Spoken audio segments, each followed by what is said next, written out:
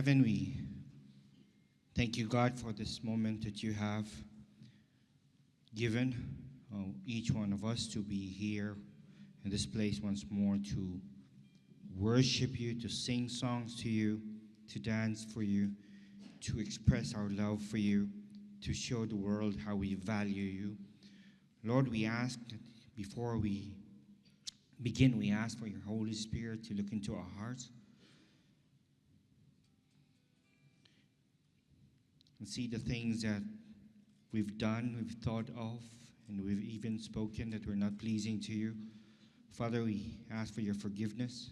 We ask, oh Lord, that you cleanse us from all unrighteousness and prepare us as we are here gathered, mostly, especially to hear your word, to learn from you. And of course, Lord, we ask for your Holy Spirit that the lessons that we will be learning today will not just remain in our heads, but cause us to have a change of life and see others of how Christ and how the Holy Spirit and how you work in us.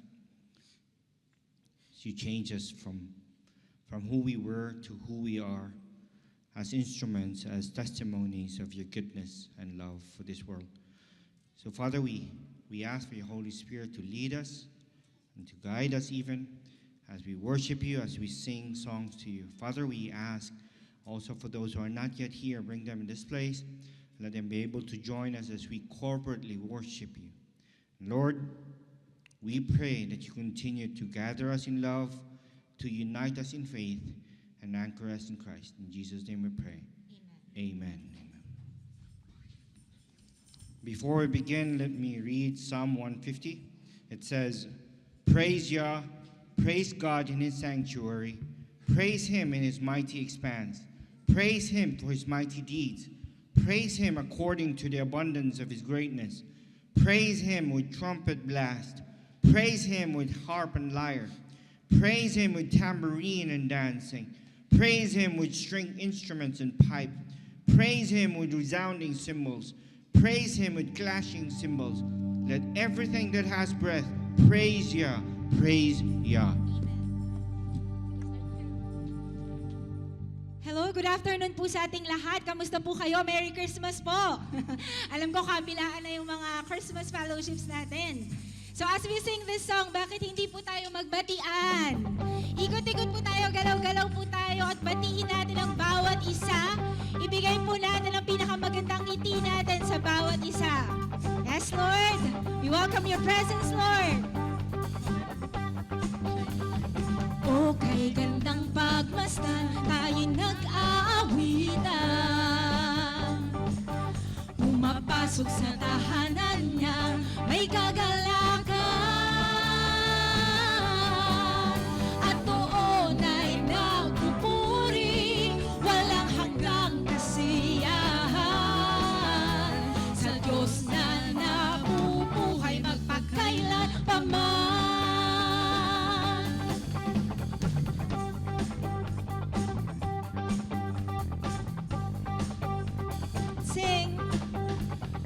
O kay gandang pagmasdan, tayo'y nagmamahalan. Nananahan sa pag-ibig niyang sadyang wagas. At sama-samang nagpupuri, walang hanggang kasiyahan. Sa Diyos na nabubuhay, magpakailan paman. Sama-samang nagpupuri, walang hanggang kasiyahan. Sa Diyos na nabubuhay, magpakailan paman. Sa Diyos na nabubuhay, magpakailan paman. Sa Diyos na nabubuhay, magpakailan paman. Ang ganda pong makita na ang bawat isa ay nakangiti sumasamba sa ating Panginoon. Amen. So this song, magpapatuloy po tayo sa ating pagsamba. And through this song, may we be reminded who our God is, that He is holy, that He is mighty and worthy to be praised. So let's sing together. Let's lift up our Lord on high. We praise you, Lord. Praise you, God. You are indeed worthy to be praised, Lord.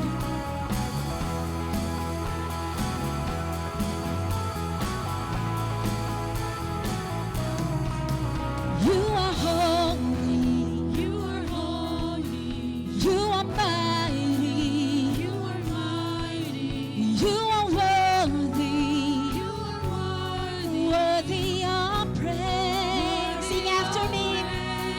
I will follow. I will follow. I will listen. I will listen. I will love you. I will love you. All of my days. All of my days. You are Lord of lords. You are King of kings. You are mighty God, Lord of everything. You're Emmanuel. You're the great I am. You're the Prince of Peace. Who is the Lamb? You're the living God. You're my saving grace. You will reign forever. You are Ancient of Days. You are Alpha, Omega, beginning and end. You're my Savior, Messiah, Redeemer and friend. You're my Prince of Peace. I will live my life for you. By your grace, Lord. That's what we desire, oh God, to live our lives for you, Lord.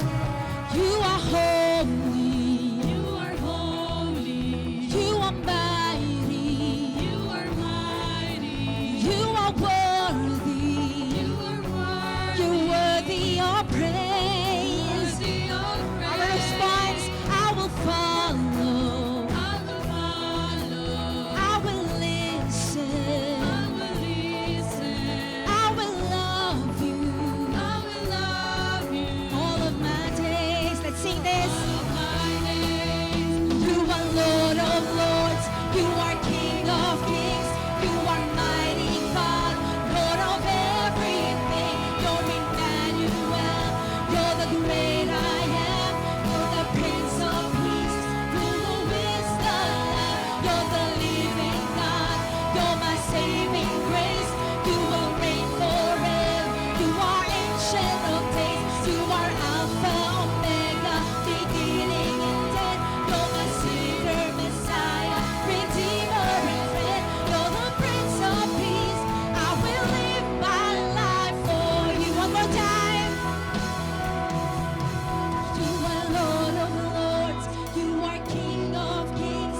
You are mighty God, Lord of everything. You're Emmanuel. You're the great I am. You're the Prince of Peace. Who is the Lamb? You're the living God. You're my saving grace.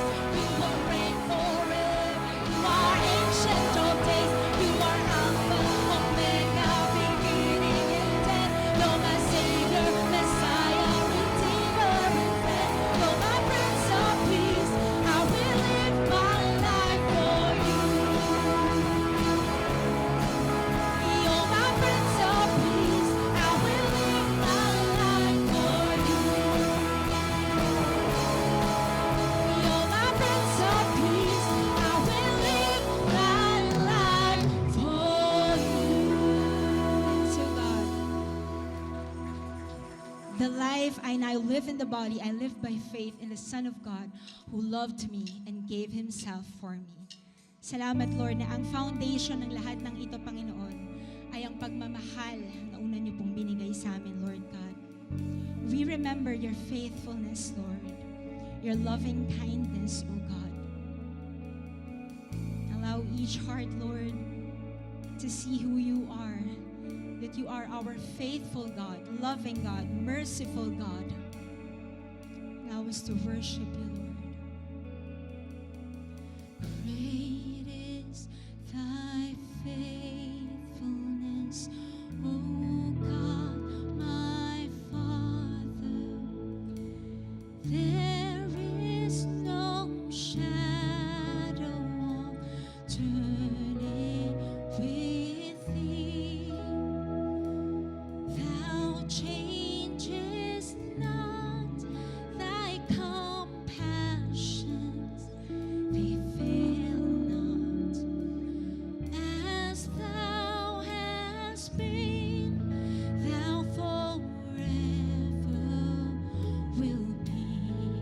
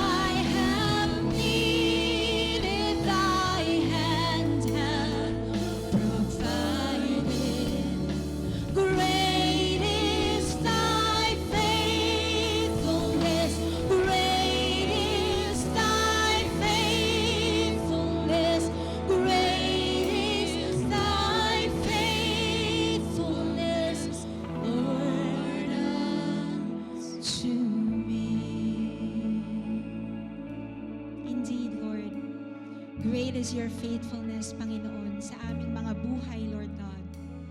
Even though we are not deserving, Lord God. We praise you, Lord.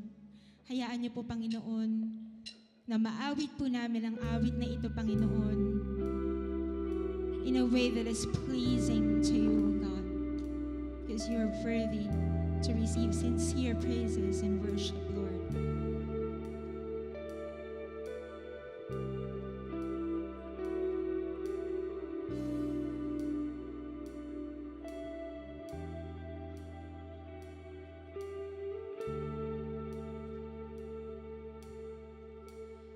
Oh Lord, my God, when I in awesome wonder consider all the works thy hands have made, I see the stars, I hear the rolling thunder, thy power throughout the universe displayed. Then sings my soul, my Savior God, to thee. How great thou art! How great thou art!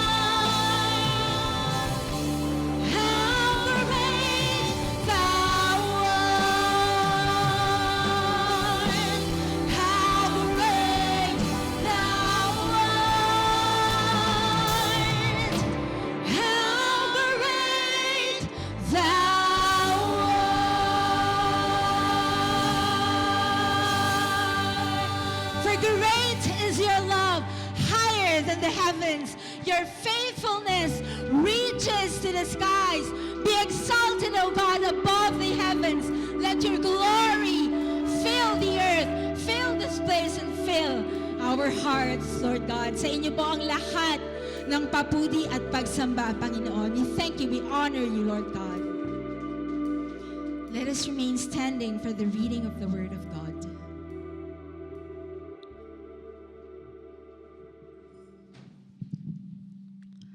Our scripture for today is from the book of James, chapter 4, verses 13 to 17, New American Standard Bible.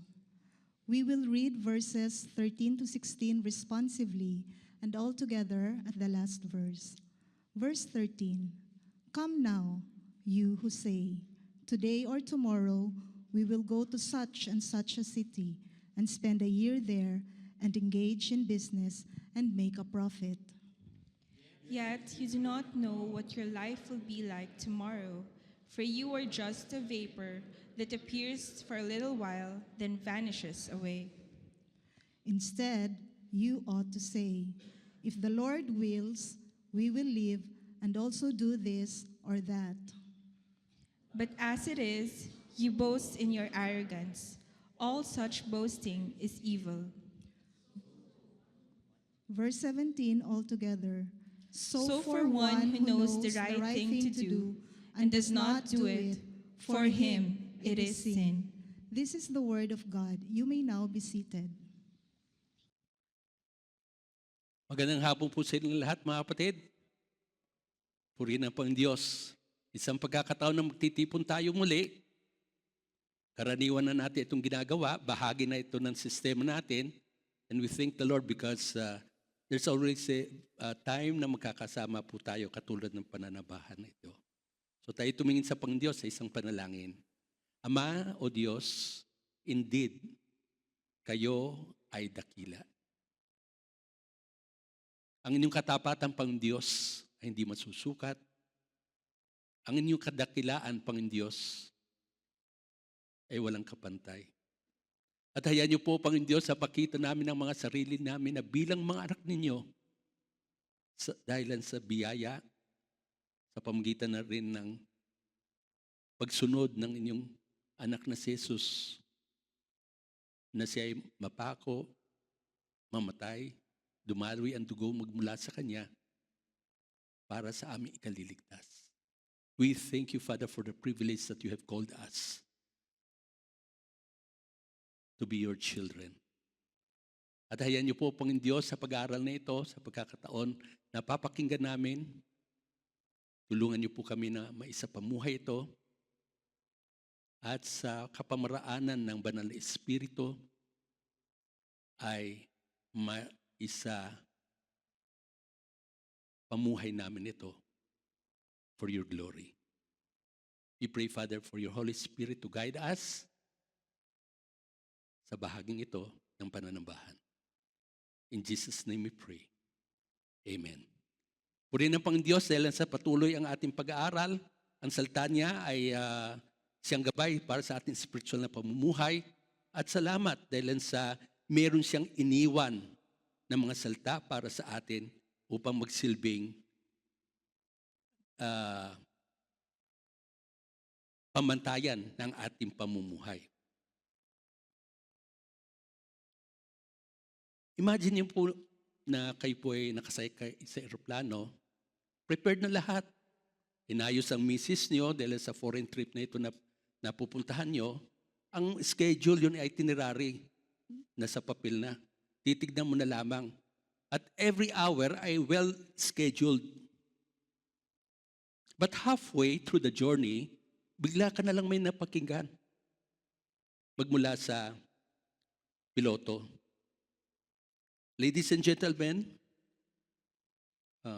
we are being rerouted due to unforeseen weather. Naku, yung mga plano natin, bawat isa, hindi magugulo, hindi magkakaroon ng kaayusan. Will you be frustrated sa pagkakataon na yon?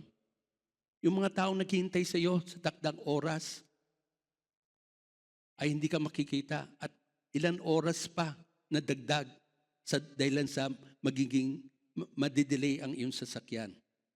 Will you feel anxious? Or will you be trusting? Na magtitiwala ka that all things are in control sa kamay ng Panginoon, though it seems magjajumble ang mga schedule mo at yung mga iba pang mga pupuntahan mo ay hindi mo mapupuntahan dahil sa delay na ito, you choose. Will you trust? Or be anxious and feel frustrated? Tanong ko po sa inyo, lahat ba ng mga plano na ginawa natin, na nasa isip natin sa pasimula ng taon, nagkaroon ba ng kaganapan ang karamihan na ito? Ang iba, sa biyaya ng Panginoon, naganap.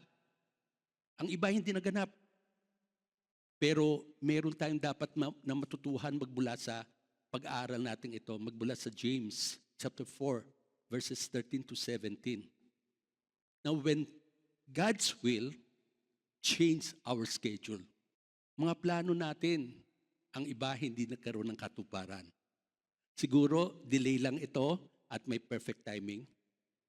Pero yung ibang mga plano, na-realize natin, it's not God's will. Magtatampo ba tayo sa Diyos? O sasabihin natin, with all of our hearts, magmula sa puso natin, God's will be done. Ang hirap pag nasa ganong kalalagayan. Pero hindi magiging mahirap kung alam natin kung sino ang nagkokontrol ng buhay natin. Magmamatigas pa tayo? Magagalit pa tayo sa Diyos? Will we take issue against God for this ilan mga nangyari? No. Marami na tayong mga pinagdaanan, bawat isa sa atin ay may kanya-kanyang biyahe. And we know na hindi lahat ng mga plinano natin ay nagkaroon ng kaganapan. Pero ilan sa atin ang binabalikan, buti na lang, hindi natuloy. At andito na ako ngayon. So yun ang titignan po natin. We all make plans sa ating career, sa ating finances, sa relationships natin, sa pamilya natin. But how often do we pause and say, if the Lord wills, God willing, o kaya kung hindi man natin nababanggit yun, sa puso natin, ang posture natin ay siyang mas nakakaalam. With humility, may pagsamba, sinasabi natin, Father, I have surrendered myself sa inyo because I'm in situation kapag kayong may hawak, so I just leave it to that. Because marami akong hindi alam, marami akong hindi maintindihan, pero I trust you. I believe you. I know you're faithful down from the pages ng salita ng Diyos, down sa mga nakaraang mga taon na dumaan sa aking buhay. So let's explore how to hold our plans loosely na hindi kapit tuko and live wisely in a world of uncertainty, not with fear, but with faith that God is fully in control, that God knows, and He holds the future, and He holds tomorrow. And that's the best thing that we can ever have. A radical surrender to God's sovereignty. Pag sinabi natin God's sovereignty, ito yung nakakapangyaring kalooban ng Diyos bilang Diyos na walang kapantay, bilang Diyos na omnipresent, present, omniscient, omnipotent, and many other things na dinidescribe natin kung sino ang Diyos natin na nakilala natin sa pamagitan ng kanyang anak na si Jesus. Sa verse 13 and 14 ay makikita natin sa James chapter 4 yung presumption in planning. Ano ba yung presumption? In a biblical and moral sense, it refers to the to an arrogant or overconfident attitude that assumes God's favor, mercy, or blessing without genuine faith, repentance, or obedience. Ito ay isang pagmamalabis, isang pagmamayabang, if I may say, na attitude na kumbaga, hindi na natin tinuring Diyos bilang Diyos kung sino siya talaga ayon sa kapahayagan ng salita niya, kundi ayon sa pagkaunawa natin ng Diyos ay mapagmahal, ang Diyos ay mapagpatawad. Siya totoo naman. Pero itong presumption ay yung overconfident attitude na wala yung genuine faith, wala yung repentance, walang obedience. Basta alam natin God's favor, alam natin yung mercy na, alam natin yung blessing. Mali. Dapat tama ang pagkaunawa natin sa Diyos. And accordingly, ayon sa pagkaunawa natin sa kung sino ang Diyos sa kapahayagan ng salita, ayon na rin sa kapahayagan ng salita niya, doon tayo pwepwesto. Alam natin ang pwepwestuhan at alam natin kung saan nakapwesto ang Diyos sa ating buhay. Pansinin natin James 4:13. Come now, you who say, today or tomorrow we will go to such and such a city and spend a year there and engage in business and make a profit. Si Apostol Santiago ay binanggit niya itong come now. Kung maalala niyo itong come now na ito, makikita niyo rin ito, mapapakinggan natin at maaaring memorize natin ito yung come now and let us reason together. Paanyaya ng Diyos sa bansang Israel. Dumako kayo dito, magharapan tayo, mag-usap tayo. Kung ano man ang kung gaano man yung kasalanan mo ay gagawin niyang niebe, malinis, di ba? At papatawarin niya tayo. Come now. Isang panawagan na umupo nga tayo, magharapan tayo at hindi magkwentuhan, kundi pag-usapan natin ito. Nang maalala natin si Santiago sa maraming pagkakataon, sa iba't ibang bahagi ng kanyang letter, ay may pinopoint siyang mga issues. Issues na kung saan ang manampalataya in the early church ay meron silang problema doon. Katulad ng pagbibigay ng preference sa ilang mga tao, favoritism, at iba pa. Ngayon dito ay kinakausap niya, tila merchant ang kausap niya, tila meron sa miyembro niya sa local na iglesia na nagne-negosyo. Okay? So alika nga, pag-usapan nga natin ito. At sa pagsasabing ito, gusto niyang may i-correct ang kaisipan ng taong yon o isang grupo ng mga taong yon na nasa loob ng iglesia na kung saan ay they have this boastful confidence. Kasi kung papansinin natin dito, you who say, ikaw na nagsasabi. Ano bang sinasabi ng taong ito o isang grupo ng mga tao sa loob ng iglesia yon? Sabi niya, at today or tomorrow, okay, ngayon o bukas, I will go to this such and such a city. Tapos mag-stay tayo doon ng isang taon, magnegosyo tayo, at pagkatapos doon ay kunin natin ang profit. Para sa pamamaraan ng pagsasalta at sa pamamaraan ng pagtawag pansin ni James, ay makikita natin na may problema doon sa pamamaraan ng pagsasalta. Yung actuation. Kung ano yung actuation, usually it comes from the heart. And that attitude ay kasama na rin doon na nare-reflect sa pamagitan ng salita. Ang tingin dito ni James ay merong ilang mga kapatiran, for some reasons, seemingly they are in control of everything. Kaya, tignan nyo ang pagkakasalansa ng pagsasalta nung kung saan ay pinapakitang meron ng framed na plano. Yung kung kailan, kung saan, kung anong gagawin, at kung at the end of those gagawin ay kikita ng pera. Corrective and confrontational ang tono. Ba't kino-confront? Dahil it's an issue. And an issue na napakalaki dahil sa hindi mo malaman kung saan mo ipepwesto ang Diyos mo.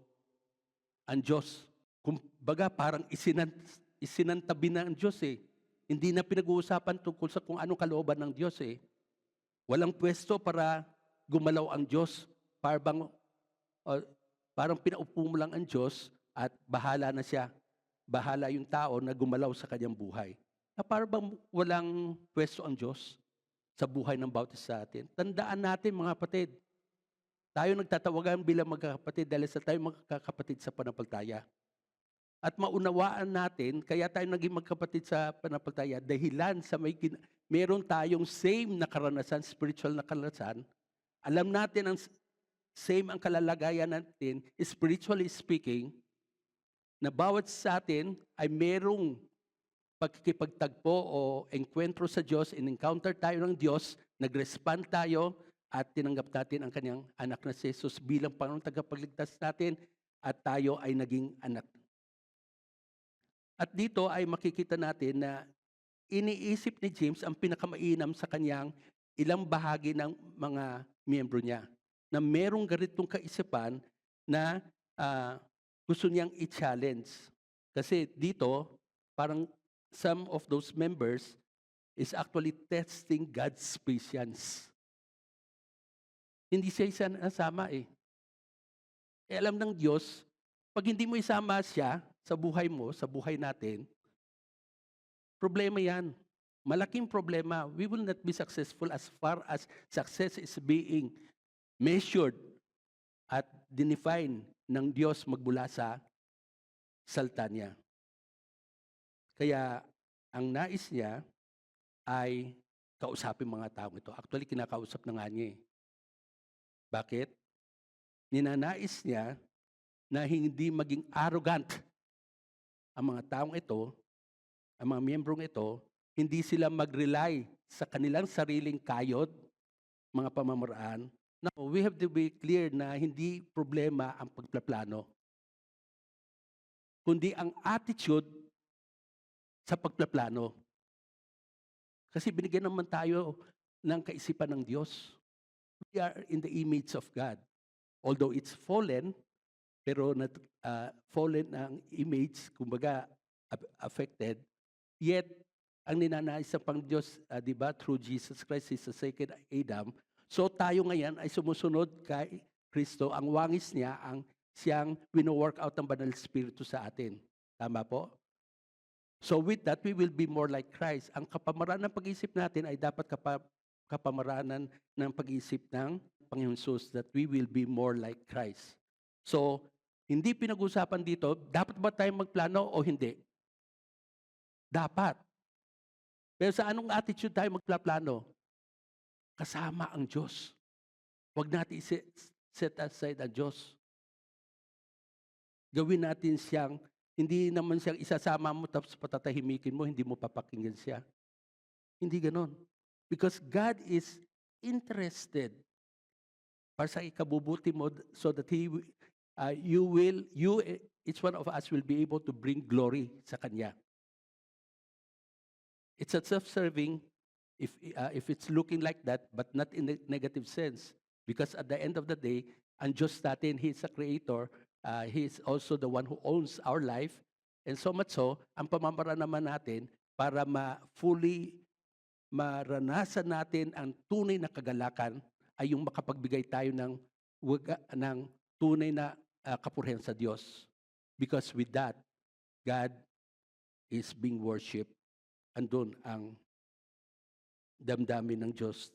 Because it's what He wants para na rin sa ating ikabubuti. So it is a reproof. And He wants to challenge the foolish, arrogant mindset ng mga ilang miyembro. At dito makikita natin, kasi sa pamaraan ng pagsasalta ng niya, it's as if He is in control. And the He that I am referring to ay yung human part. Tayo yon. God is fully in control. And yet it may seem that we can be fully in control sa mga planong ginagawa natin. It's foolish. It's arrogant. At makikita natin na ito'y hindi makakabuti sa ating ganitong attitude. Para bagang prideful approach to life that leaves no room for divine sovereignty. No. Hindi dapat ganon. Hindi makakatulong yun. So, the reason why na it's foolish and arrogant from our side to think it that way, that God is not we don't need God sa pagplaplano natin, ay the uncertainty of tomorrow. Proverbs 27 verse 1 says, "Do not boast about tomorrow, for you do not know what the day may bring." It's a direct command against the arrogance of making confident, boastful plans for the future. Ang knowledge natin, limited. That makes us human, finite. We cannot control what a single day may bring. Alam ba natin kung ang mangyayari bukas? And yung pagtulog mo nga, hindi mo alam kung magigising ka pa. But we are praying na bigyan tayo may inam na pagtulog, na makapagpahinga ang pangatawan natin upang pahintulot ng Panginoon Diyos sa bigyan tayo ng buhay, kinabukasan, ay makapagpatuloy tayo. Napakahalaga mga kapatid na may pagkita natin na we are fully dependent upon God. It's self-serving. Ibig sabihin, I may be able to say it to at least to let others knows it, but God knows what is inside us. Kasi kung minsan, hindi nagko-connecta yung sinasabi natin sa isip at puso natin. Kaya alam ng Diyos kung sinong arrogante at hindi arrogante. Kung minsan makikita mo kung sinong mayayabang eh. Pero maraming mga arrogant na tao na nakapasok lang sa loob. Hindi hayag, pero alam ng Diyos. And to this, ay dapat nating makita na yung posture ng puso natin would be one that is humble before God. Because that will rightly place us in our tamang posisyon. God, siyang, kumbaga, na siyang totoo naman siyang Panginoon at tayo ang mga tagasunod. The boast of the atheists. Sabi dito sa Luke 12:19, "And I will say to my soul, Soul, you have many goods laid up for many years to come. Take your ease, eat, drink, and be merry." Napakinggan natin ito. Sinasabi niya sa kanyang sarili, marami kang nakamal na pera na dahil lang sa iyong pagpaplano na ilay mo ang mga perang ito, mayroon na tayong pagkakataon na kumbaga he's spotting himself. Sabi niya, take your ease, magpahinga na, eat, drink, and be merry. Kumbaga, mag-enjoy ka sa lahat ng mga kinamal mo ni hindi na binanggit kung kinikilala ba niya ang Diyos ang nagbigay. Kasi in the first place, kung siya ang nagbigay, ang kinikila ay hindi rin na ganito ang magiging sasabihan. Then you eat, drink, and be merry hanggang doon na lamang. Para bang, yan ba ang buhay? Yan ba ang purpose ng pagtatrabaho natin? Yan ba ang purpose sa pag-ipon natin ng pera? Self-serving lang? Hindi natin nakikita na ang mga binibigay sa atin ng Panginoon Diyos ay kapamaraanan upang maibigay sa mga dapat pagbigyan, maibigay sa kung anong dapat na nililitay sa atin ng Panginoon. Katulad ng gawain ng iglesyang ito, na meron tayong mga pangailangan, and I thank God dahil sa kausap ko yung advisor ng finance ministry natin, last Friday, tinatanong ko, how is the current position financially ng church? Hindi ko maalala ang sinabi niya, pero ang alam ko ay, salamat sa Panginoon, maayos. And we thank the Lord sa mga nakikita niyo bawat isa, o nakikita natin na we are part of the solution. We are part of the means na gagamitin ng Panginoon Diyos upang masuportahan ang mga gawain na meron tayo. Kaya kung mapapakinggan natin dito, it is profoundly self-reliant. No? The man's security rests entirely on his overflowing barns. Yung storage niya, yung kinakailangan niyang palakihan pa. dahil sa para magkasya yung mga bagay-bagay. The rich fool's words were foolish, no? It claimed that he has secured everything. Kaya titignan natin ang arrogance na ito kasi hindi pinahintulutan ng Diyos na magpatuloy sa ganito. Kinakailangan gisingin itong taong ito. At kung ito'y anak ng Diyos, kinakailangan gisingin upang maging faithful servant ito as far as financial stewardship is concerned sa bahaging yon.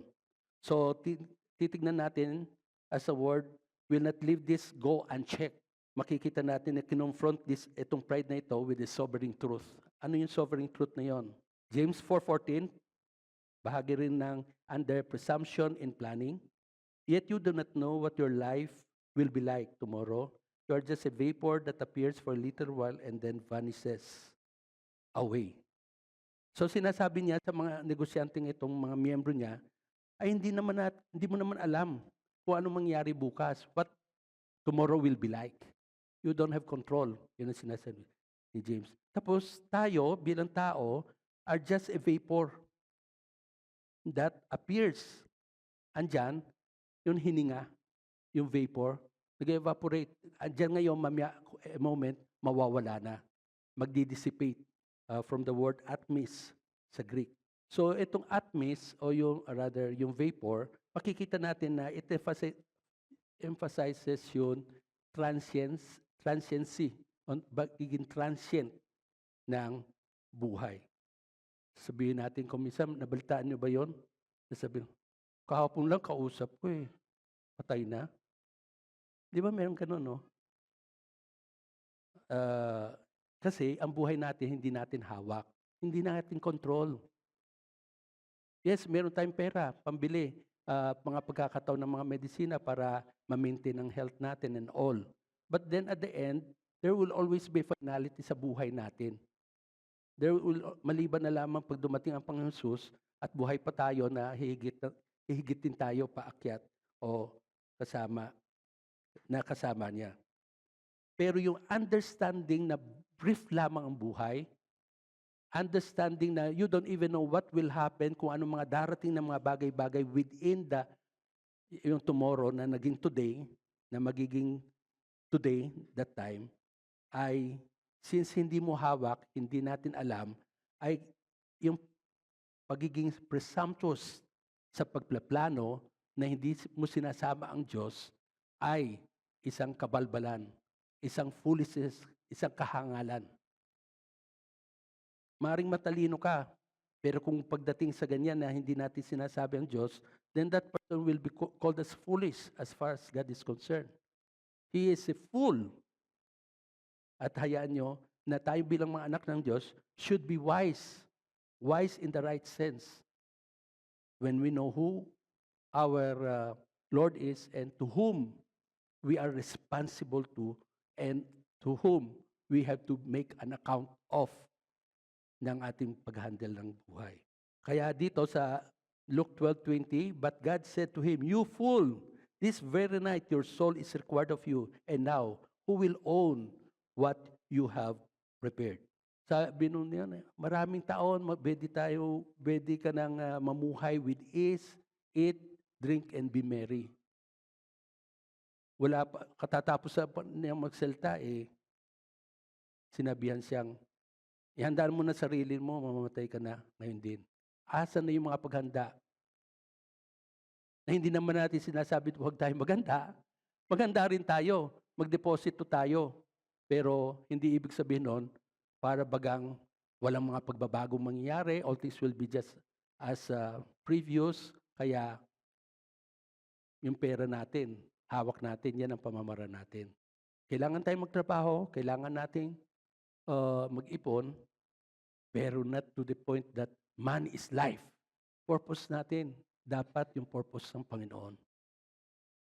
At gamitin natin yung mga, kung ano man mga financial na mga privileges o blessings na meron tayo, gamitin natin to be our servant to fulfill part o ibang bahagi ng gawain ng Diyos.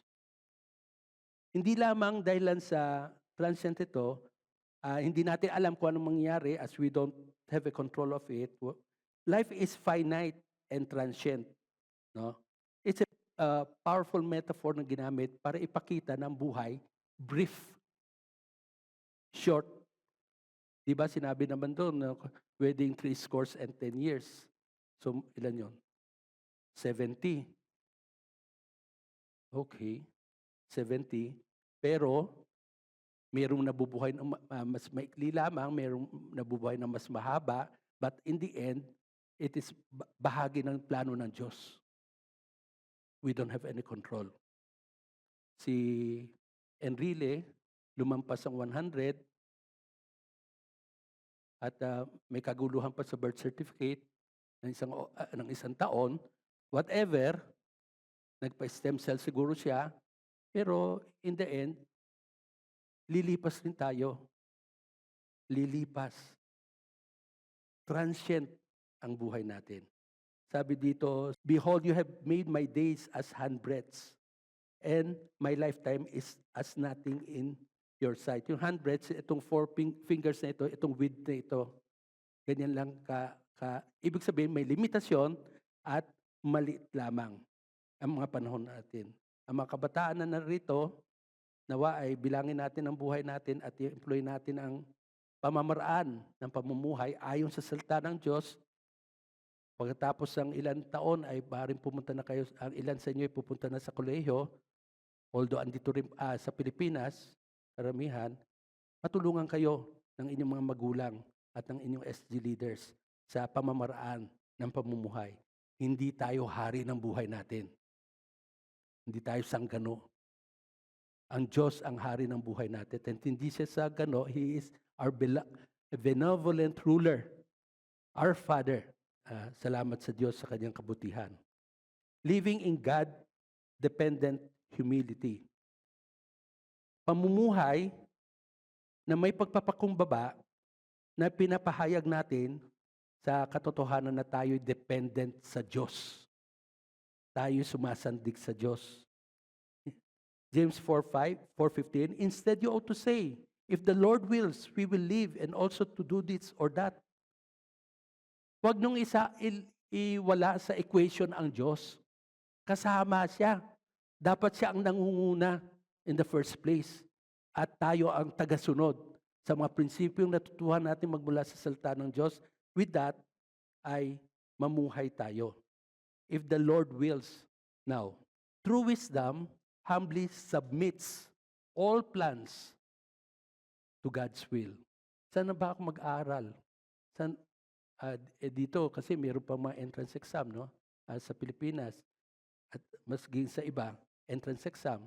So it all depends at the end. Kaya kung minsan makikita, ang dapat yung makita, ay kasi dito ako napunta, pero ako ang iniisip ko, ito ang plano ng Diyos. So kung asan state ka na ngayon, bahagi yan ng plano ng Diyos. Hindi nga magandang posisyon ko dito, hindi nga maayos ang kondisyon ko dito, ito ba plano ng Diyos sa akin? Bahagi pa rin yan plano ng Diyos sa iyo. No? Hindi pa tapos ang buhay mo. Ibig sabihin, mayroon pang mangyari. Kung si Joseph nung dinala siya sa prison, tinapon siya sa may prison ng ni Potiphar. Sinabi ba, andito na ako, ito na lang? Hindi. Alam niya mayroong dahilan kung bakit siya nadala doon. Alam niya mali ang kadahilanan, pero alam niya God is in control. At yun ang napakahalagang maintindihan po natin. That God is in control, we have to respect ang pamamaraan ng kanyang pangalaga, pagdeal sa ating buhay individually. Hindi lahat ng nangyari sa atin ay nangyari rin sa ibang mga kapatiran. Iba-ibang karanasan natin, and yet when we compare, at the end, ang sasabihin pa natin, kung hindi pa man natin naabot ang iba pang mga bahagi ng buhay, ibig sabihin, hindi pa tayo nasa isang mas mainam na kalagayan, we trust God. God has a plan. Huwag mo i-spoilin ang plan ng Pangdiyos. Huwag kang maging dependent sa sarili mo.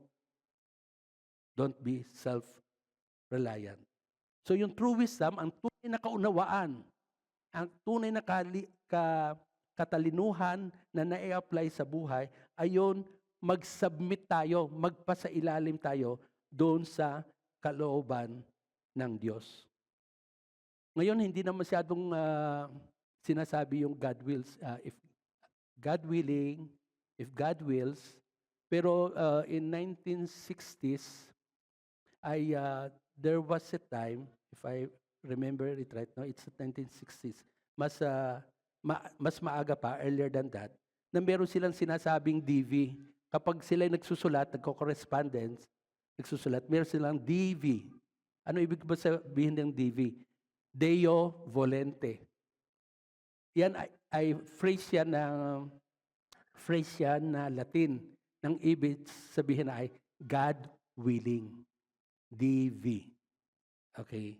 Kung minsan may napapakinggan tayo, sinasabi DV, o sinasabi God willing, okay, walang problema. Actually, yun ang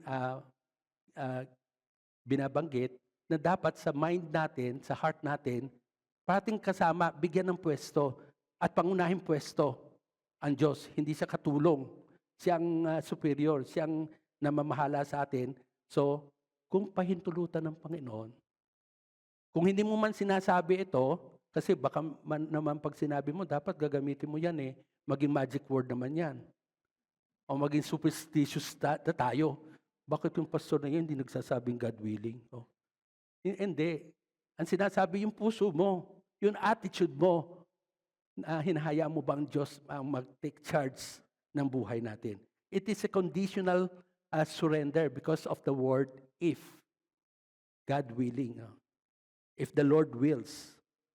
God's sovereign will. Believers must acknowledge God's authority in their plans. So, humility ang kailangan po natin. Tingnan niyo po bakit natin ilalagak ang ating mga plano sa Diyos, ang ating hinaharap sa Diyos. Sa Isaiah, sabi dito, remember the former things long past, for I am God, and there is no other. No other. No one can compare with God. All the rest will be false gods, as being claimed by others. Pero they are really mga false gods. They are not God Almighty. They are not the same as Yahweh.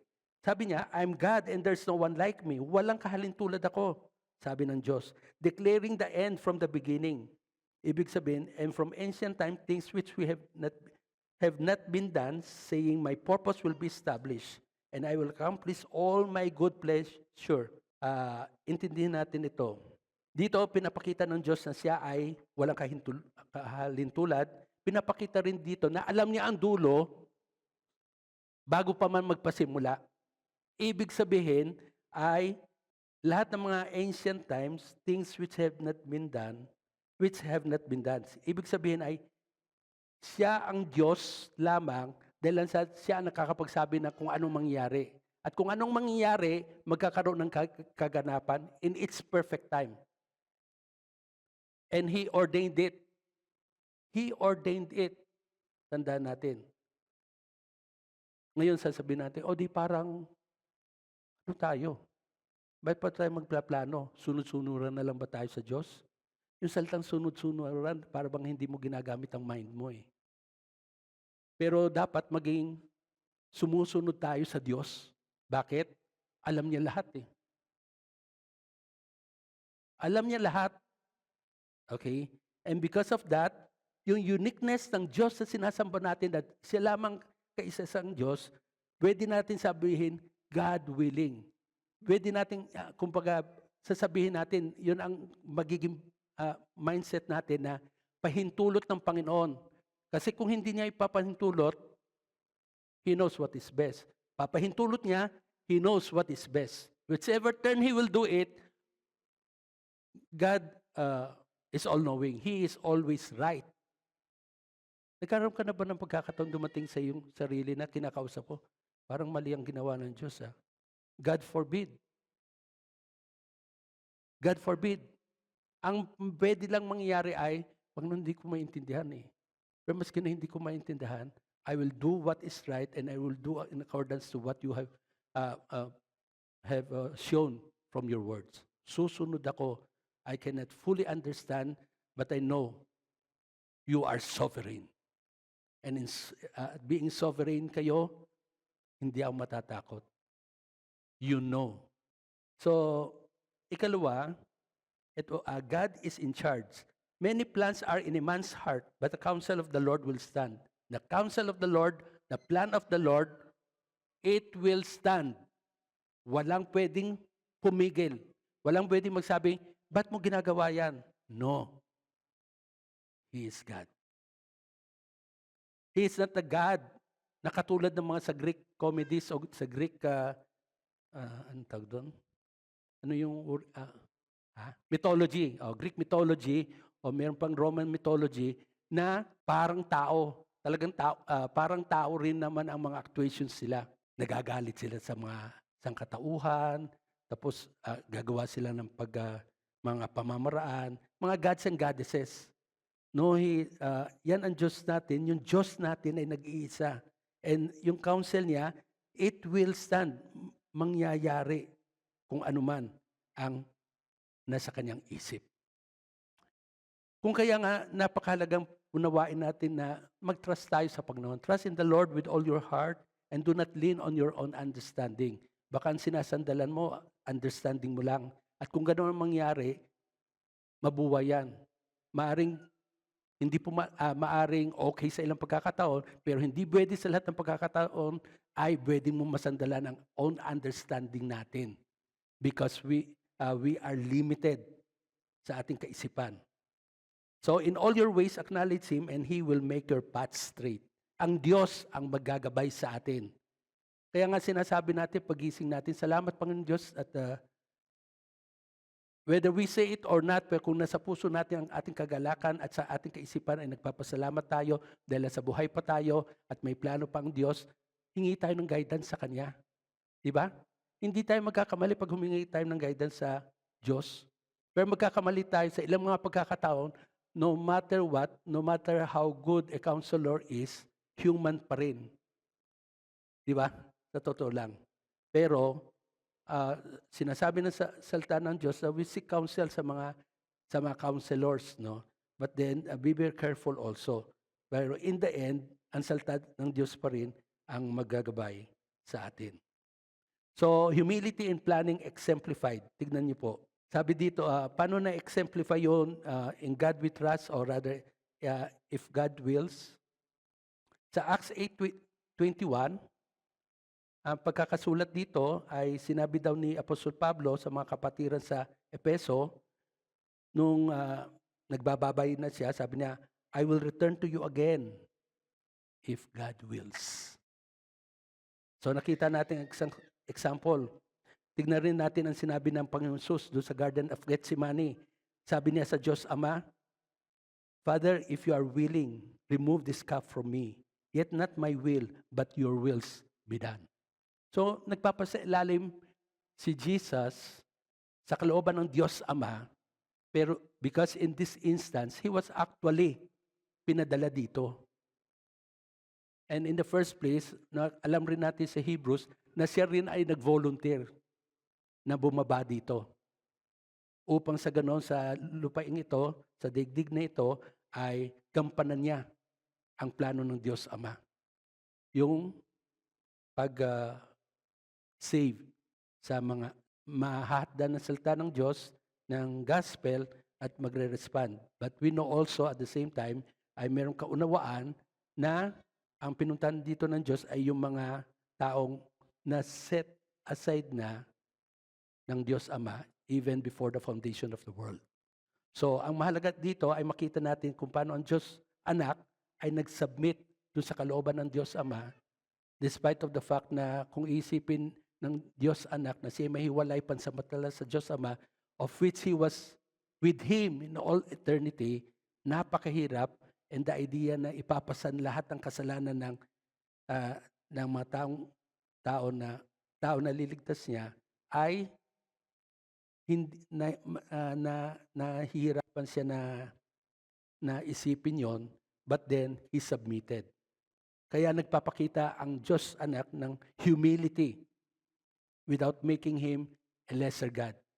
Because there is only one God with three persons is fulfilling its respective role sa salvation ng sangkatauhan o ng salvation ng tao, at at the same time, sila ay Diyos, pero isa lang Diyos. Okay?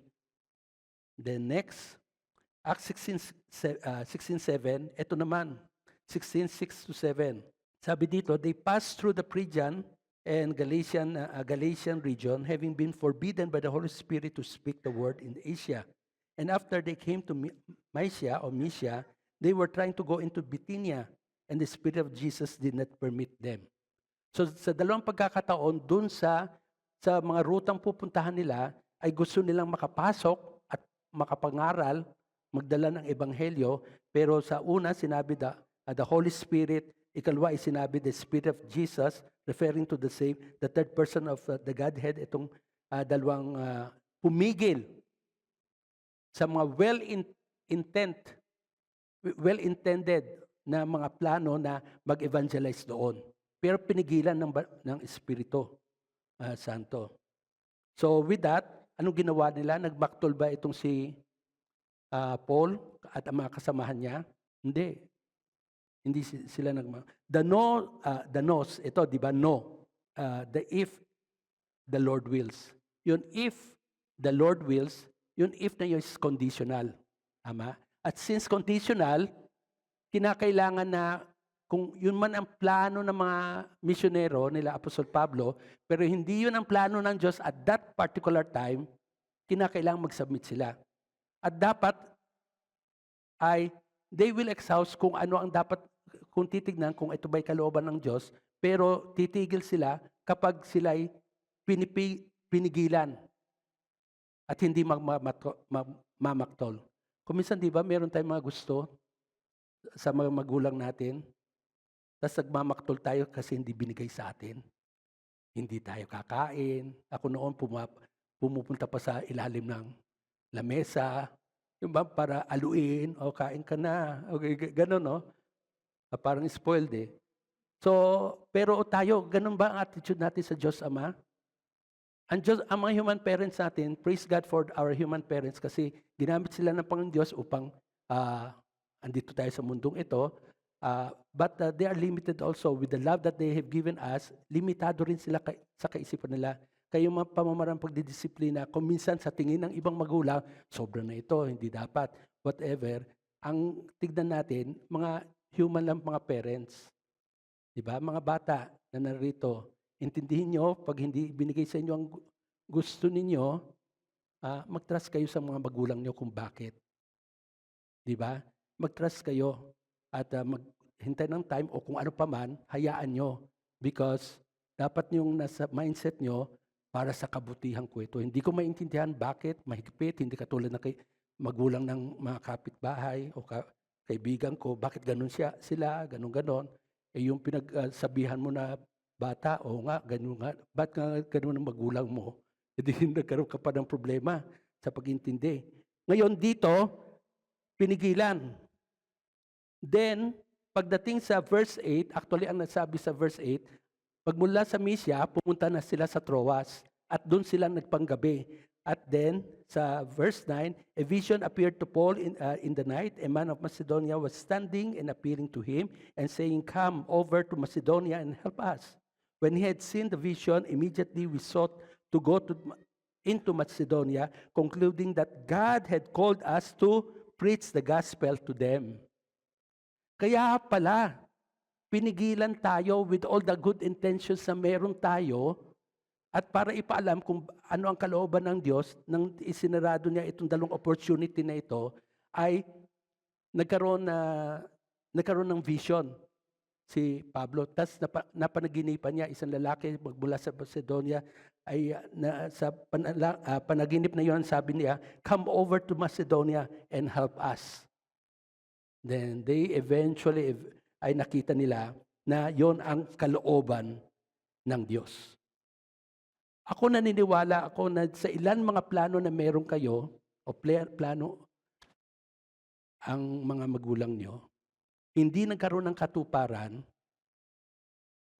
pero eventually, by hindsight, Kaya pala. Niligawan ko si ganito, hindi ako sinagot. Kaya pala. Hindi yun, ba't niyo ako iniwan sa ganitong problema? Hindi na nga ako sinagot noon, dito niyo naman pinapunta. May plano pa rin ang Diyos kung bakit sila. Ang mahalaga, nakukuha nila sinasabi ko, I would always believe in that. At dapat ganun ang mindset natin at the end. God knows best. Kasi may kanya-kanyang, siyempre iba naman maaaring kaisipan. Parang may nakaset na ba o wala, whatever. Pero ang mahalaga ay makita natin may planong Diyos. So there was a redirection. Okay? The sin of ignoring God's will sa verse 16. James 4:16. But as it is, you boast in your arrogance. All such boasting is evil. All such boasting is evil. Qualify kung ano yung boasting, which is evil. And that is, within the context, it is boasting in your arrogance. Doon sa pagplaplano nyo na hindi nyo isinama ang Diyos. Because naalala nyo doon sa pag-aaral natin nung nakaraan, sabi, if you want to boast, boast in the Lord. Diba? So, I boast in the Lord, we boast in the Lord sa ginawa ng Diyos para sa atin, sa pagmamahal niya, sa kapangyarihan, we boast. With all humility, yet we boast because we are boasting, in-elevate natin yung Panginoon. Pero itong boasting na ito, na kung saan nagplaplano, na para bang wala ang Diyos, para bang patay ang Diyos, para bang hindi kasama mo sa buhay ang Diyos kung ikaw'y mananampalataya na, is arrogantly, is evil. It is sin. It is rooted in false confidence, morally corrupt. It is wicked. So makita, ito po yung mga sin of commission. Ito ang sin of commission ng mga grupo ng mga kapatiran doon because of their mindset, because of how they deal with things. At makikita natin dito ang pride. Ang Diyos, nagagalit siya sa pride. Actually, namumuhi siya, if I may say. Pakinggan yun, sabi ni Daniel 4:30, the king reflected and said, si Nebuchadnezzar ito, is this not Babylon the Great, which I myself have built as a royal residence by the might of my power and for the glory of my majesty? Kulang na lang sabihin niya, glory to me. Imbis na glory to God, glory to me. Inaangkin niya, no? Inaangkin niya. And we know what happened. Immediately, he was driven out of his throne. Napunta siya sa forest. He actuated like an animal. And then when it dawned on him, then he praised God. And the time that he praised God at nagsisi siya, ay binalik siya ng Panginoon. Ang kahungkagan talaga ng boasting ng ating sarili. Ano bang meron kayo na hindi galing rin sa Diyos? Na, di ba, may ganung talata. Then next, the pride of the Edomites. The arrogance of your heart has deceived you. You who live in the clefts of the rock, in the loftiness of your dwelling place, who say in your heart, who will bring me down to earth? Though you build high like the eagle, though you set your nest among the stars, from there I will bring you down, sabi ng Panginoon. Ito mga Edomites ito po yung mga galing kay Esau. Meron po silang tinitirhan. Ang tinitirhan nila, bakit sila boasting, nag-boisterous sila, because of the site where they are. Doon sa Mount Seir, doon sa King's Highway, ito yung lugar na kung saan ay yung mga may banggit dito, we have to understand their pride. We need to understand this sa pamagitan ng their land. Yung land nila, tinitirhan nila yung mountain terrain na meron sila. Meron ditong pagkakasabi, their major cities, most famously Sela, later known as Petra, were not just built on the mountains, but carved into them. So, ibig sabihin rin, yung mga passes, very narrow dito sa Mount Seir. Kaya, ang mga kalaban, hindi basta makakapasok. malaki man ang mga army na lulusob, isa-isa sila o kung ilan lang makapasok, doon pagpasok doon, napapatay ngayon yung mga andun na naghihintay na actually mas konti because of that narrow passes. So ang ibig sabihin dito, ang confidence nila ay doon sa tinitirhan nila. Ang confidence nila ay doon sa habitat nila. Ang confidence nila ay doon sa kung anong meron sila, hindi sa Diyos. Kaya sabi pa dito sa pagmamayabang, sinong magbababa sa akin dito? Who will bring me down? Ang sabi ng Diyos, ako. And we know that happened. The sin of ignoring God's will. James 4:17. Therefore, to one who knows the right thing to do and does not do it, to him it is sin. Kung sa unang bahagi ay it is a sin of commission, ito naman ay sin of omission. But practically ang pinag-usapan dito ay about yung pagplaplano, hindi sinasama ang Diyos, at yun ay sinabing hantaran na this is evil. It is morally wrong, it is evil. Then, binanggit na rin dito, yung, alam mo, yan ang kalooban ng Diyos, tapos ini-ignore mo, lalo na kung mananampalataya tayo, sineset aside natin ang Diyos, diyan ka lang, ako muna. Kung hindi mag-work out, pasok ka. Diyos yan. Panginoon natin yan. Is that the way how we treat a person whom we respect? Hindi, di ba? So ngayon dito ay, alam mo ang right thing, hindi mo ginagawa, to him, it is sin. Sabi nga ni Charles Spurgeon, yung kasalanan na commission, pati omission, they are both sins. They are both hindi tama sa Panginoon. Okay? Kaya sinasabi niya, pareho rin lang yan. Kasi say for example, ito yung isa sa last verse ko. 1 John 3:17, when you are withholding good, but whoever has the world's goods and sees his brother in need and closes his heart against him, how does the love of God abide in him? Paano yung pag-ibig ng Diyos sa sinasabi niya, meron siya? Kung nakikita niya at meron siyang kapamaraanan para tulungan ang isang kapatiran na nangangailangan. Ito ay yung pag-withhold ng mga good things sa pwedeng gawin o mga good deeds. So, kunyari, sabihin natin, lack of prayer, neglect of it, is a sin. Okay? Now, our plans stand only by God's allowance, permission. Give way when His will changes our plan. Let God be God. He is sovereign. Respond with humility. Trust without reserve. Fully trusting, leaning on God's will, and walk in faithful obedience. At kung sa ilang kadahilanan na-offend ka, na-offend ka, quote and unquote, dahil sa hindi nangyari yung plano mo, balik ka sa dapat, hingi ka ng tawad, at sunod ulit sa Diyos.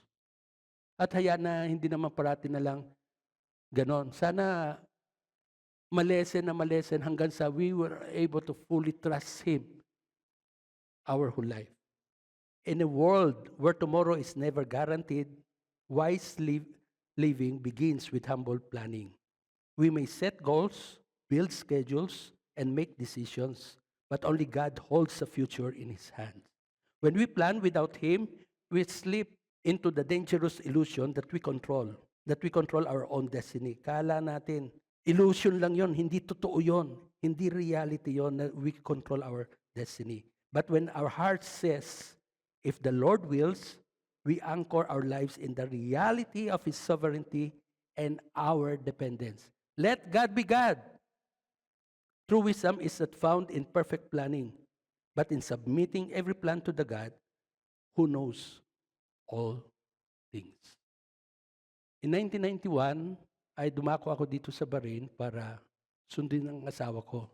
Sabi nila, advice ng nila Mr. Siakar has been, pumupunta na yan sa Pilipinas many times. Kaya namimit ko siya sa hotel, sa mga pagkakataon na meron silang interview na ginagawa doon. Sinasabi niya, pumunta ka sa Bahrain, pero sabi ko, hindi, dahil sa ganito. I have some other things to do, ang ganito. And deep set in my heart, noon umalis ako, sabi ko sa church, sa Caloocan Christian Church, and they're celebrating, or they have celebrated their 50th year na. Sabi nila sa akin, alam nila, bet yan, magpantay pati ni Pastor Vic. Sabi sa akin, sige, yung pwesto, iwan lang namin at babalik ka naman. Sabi niya, hindi ko alam, pero ang puso ko gusto kong bumalik. Sabi ko ganon. Pero ayaw ko mailagay ang church sa isang kalalagayan na they are in the receiving end na hindi naman dapat. I don't feel it that way. Sino ba tayo? It can be filled up. Di ba? So, ang nangyari, ang sinabi ko, yung assistant pastor ko, siya na ang maging, gawin nyo na po siyang head pastor. So, sabi ko naman sa Phivias, College of Bible, babalik ako, sabihin nyo lang sa akin kung wala kayong mahanap na hahalili sa akin for a reason. Kasi mahirap maghanap ng mga part-time teachers na science eh. Kasi yun lang ino-offer nila na part-time. Although at the time, nag-full-time na ako. So sabi ko, nagpaalam na rin ako sa kanila. Nung dumating ako dito, pilit nilang, hindi naman pilit, sinasabi, bakit hindi ka maghanap? Sabi ko, hindi. Pero dahil sa kasasabi, tignan natin kung anong kalooban ng Panginoon. So, matatapos na ang visa ko. Mahirap pa noon. So, eventually, ako napasukan, yung Bukhamas Establishment. They have 7 branches eh. So, yun pala, yung fill up ako, part-time lang pala. Kasi, kumbaga, 2 months lang. O sabi naman ng office, sige, di subukan mo 2 months lang, tapos tignan natin. So eventually, nung dumating na yun, nasa airport na yun, yung karelyebo ko, sabi ko, ay dumating na pala siya. So nagpaalam na ako, sabi ko, alis na ako. Dahil ayaw ko naman mawalan ng trabaho, sino ba ako? Ang tagal na ng trabaho. But anyway, ang plano, gusto ko pa rin umuwi. But then, iba palang plano ng Diyos. Hanggang ngayon, hanggang makita ko kayo, and I have the pleasure, the privilege to see you at rub shoulders with each other. Plano ng Diyos. Ayaw ko. Parang pinabili lang ako ng suka. Parang pupunta dito. Parang kumuha lang. Pero nagtagal. Bakit? Kasi plano ng Diyos eh. Yung pala mayroong bubuksan na isang school na extension para sa different nationalities. Naganap yun kaya maraming sa mga BCF na nag-aral doon. But isipin natin ito. Yung sailboat doesn't fight the wind. Hindi yan kumakalaban. Kundi kung anong daloy, ang breeze, sumusunod lang yan sa agos. It surrenders to the wind, allowing the breeze to guide it farther than human effort could allow. Likewise, when we yield our plans to God, leave it to Him. Now, with the idea also that you have prayed before, nang gawa ka ng plano, at hayaan siya. At hayaan ang kalooban ng Diyos ang maganap because our purpose will be still lower than the purpose ng Diyos. And let that higher purpose sa buhay ng bawat isa sa atin ay magkaroon ng kaganapan. Allow God. Magpakumbaba. Huwag lumaban sa kalooban ng Diyos. Huwag maging proud na parang nineneklik mo. Pag nating feeling na control natin ang buhay, hindi natin control ang buhay. Control ng buhay, ang Diyos ang may control nito. Let's submit. Let us pray. Ayan niyo po, Panginoon Diyos, na saliksikin niyo po ang puso ng bawat isa sa amin. Forgive us sa ilang mga pagkakataon na we may fail to treat you as how you are to be treated, being Lord of our life.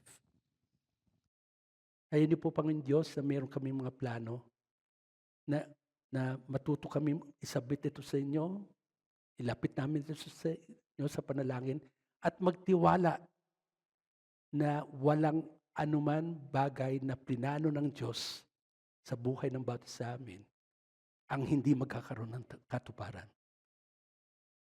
It will come to reality. It will come to fruition. What you ask of us is to submit ourselves, to humble ourselves, and let you, our God, be Lord of our life. Lord, tulungan niyo po kami. In Jesus' name, amen. Praise God, Pastor, sa napaka-clear na message. Before we move sa ating pagbibigay, let me just read this verse from 2 Corinthians chapter 9, verse 7. Sabi din, each one of you must give as he has decided in his heart, not reluctantly or under compulsion, for God loves a cheerful giver. Ang pagbibigay po ay hindi an obligation. It's not compulsory. And it's not even mandatory. It's not even a ritual na parang mas malaki ang ibibigay, mas mabibless. It's not really it. We have to check our hearts when giving. If our heart is right, that means it's an act of worship sa ating Panginoon. So we check our hearts, and I pray as we give today, we are acknowledging that everything comes from the Lord, and we are so grateful for all the blessings that He has done for our lives. So ushers, please. Sa ating church announcement, sino po ang bagong or bisita? Any visitor from the house? Wala. And I encourage everyone sa mga worship services, we invite as well our some visitors or mga friends natin. Anyway, happy birthday po kay Amaris Balmoris. Si Baby Amaris. Brother Lito Siklay. Happy birthday, Kapsat. And Sister Ana Mabalot. And Kuya Rodolfo Canlas. Happy birthday po sa inyo. Dito po sa liha. And happy anniversary. Ang dami. December 12. Brother Jaron and Grace Buenaflor. Anniversary. 14, Brother Squarts and Ana Mabalot. And Brother Jonathan and Sister Tintin Valmoris. And Brother Patrick and Shalom Estalio. Happy anniversary po sa inyo. Ayan, sa ating Christmas Fellowship, December 26, 2025. Dito rin po sa Rivers Main Hall. So I encourage everyone to invite your friends, your families, na mag-attend po ng ating Acts Church Christmas Fellowship 2025.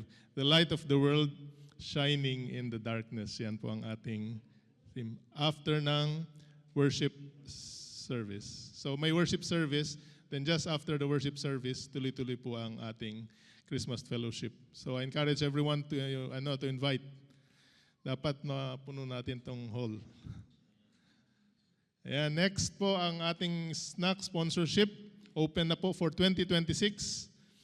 And full slot is 20 BD and the half slot 10 BD. Kung gusto niyo mag-sponsor as an SG, pwede rin po. And please contact Sister Joanne Bermas.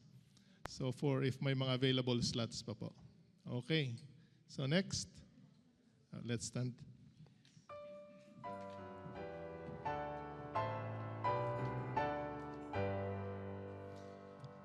Praise God from whom all blessings flow. Praise Him, all creatures here below. Praise Him above the heavenly host. Praise Father, Son, and Holy Ghost. Amen.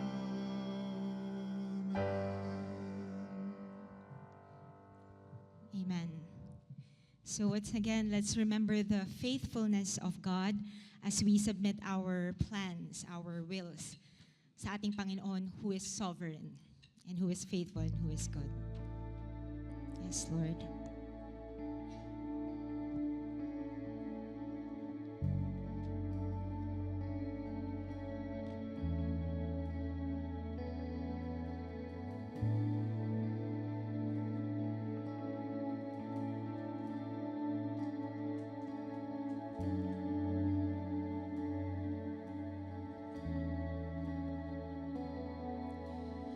Great is thy faithfulness, O God, my Father. There is no shadow of turning with thee. Thou changest not, thy compassions they fail not. As thou hast been, thou forever will be.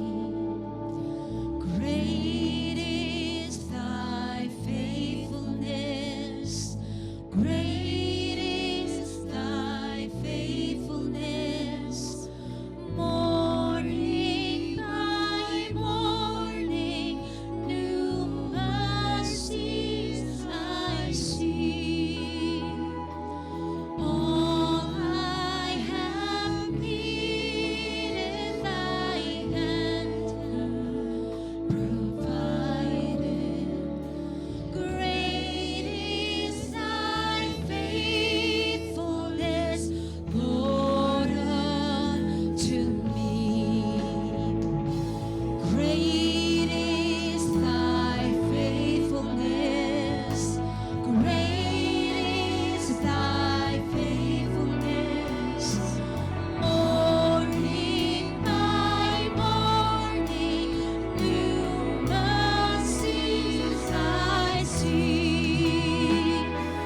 All I have needed, thy hand hath provided. Great is thy faithfulness. Great is thy faithfulness. Great is thy faithfulness, Lord, unto me.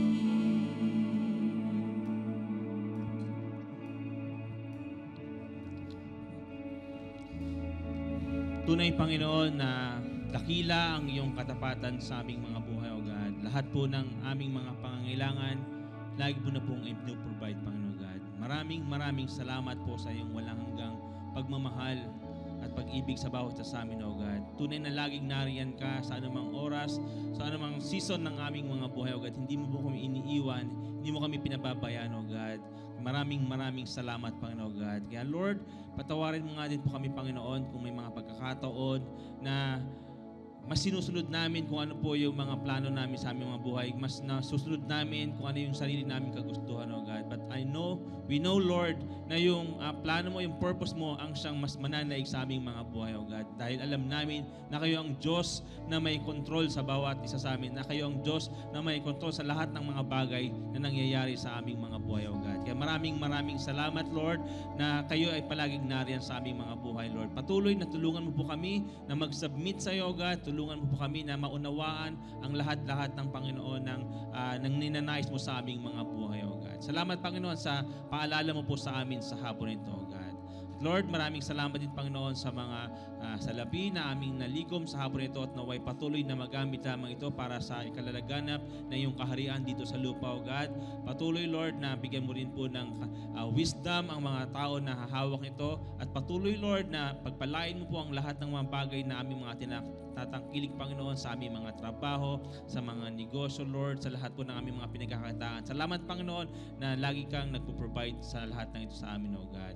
At nakikigala nag-aalak din kami, Panginoon, sa mga kapatid namin na nagdiriwang ng kanilang kaarawan ngayong linggong ito. Salamat, Panginoon, sa panibagong taon na ipinagkaloob mo sa akin na alam po namin na kayo ang Diyos na nagbibigay ng buhay sa bawat isa sa amin. At salamat sa pagkakataon na muli ay mag-celebrate sila ng kanilang kaarawan. At kung ano man po yung plano mo, Panginoon, sa kanilang mga buhay, yun po ang maganap sa kanila, O God. Patuloy na kayong maitaas, mapapurihan sa kanilang mga buhay. Ganun sa mga mag-asawa, Lord, na muli ay magsasiwang ng kanilang anibersaryo ngayong luging ito. Salamat, Panginoon, sa panibagong taon na idinagdag mo po sa kanilang pagsasama, O God. Kayong patuloy na maging sentro sa kanilang relationship, sa kanilang mga pamilya, O God. Maraming salamat, Lord, sa mga mag-asawa na narito, O God, na nagiging inspirasyon, Panginoon, halimbawa ng bawat at isa sa amin, O God. Maraming salamat, O God. At dalangin din po namin sa linggong ito, sa lahat po ng magaganap, sa mga gawain namin, kayo ang patuloy na magbigay sa amin ng wisdom, ng strength, Panginoon God. Salamat, Panginoon, at alam po namin ang lahat ay magaganap sa iyong kalooban, O God. Dalangin din namin ng mga kapatid namin na magbabiyahe, magbabakasyon, kayo rin po ang mag-ingat sa kanila, Panginoon, sa kanilang pagbabiyahe. At sa mga kapatid namin na nasa Pilipinas, Lord, or nasa mga lugar, O God, ingatan mo rin po sila sa kanilang pagbabakasyon, O God, at makasama muling namin sa mga susunod na araw, O God. Salamat, Panginoon, sa iyo po ang lahat ng kapurin kadakilaan sa pangalan ni Jesus. Ngayon, mga kapatid, ating tanggapin ang walang hanggang pagmamahal ng ating Diyos Ama, ang pagliligtas ng Diyos Anak, at ang pakikipisan ng Banal na Espiritu ang mapa sa atin ngayon at magpakailanman. Amen and amen. God bless po, and see you again next week.